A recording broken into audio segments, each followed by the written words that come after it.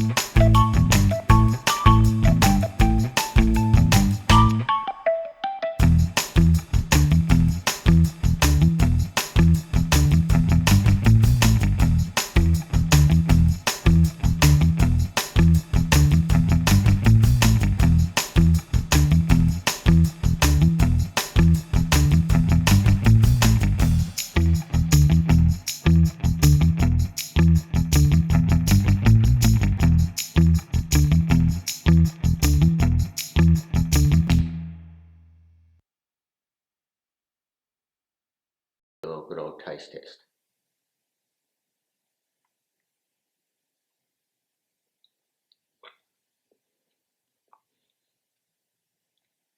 You got the sweet and the bitterness of the lemon, works well with the raspberry, and then you got the coconut and the panna cotta.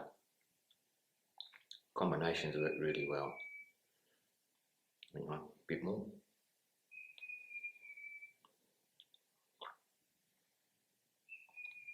It's a quick, simple, easy dessert, so you can make up the panna cotta the day before, and just before you wish to serve it to your friends or just for yourself, just pour in the coolie and decorate it.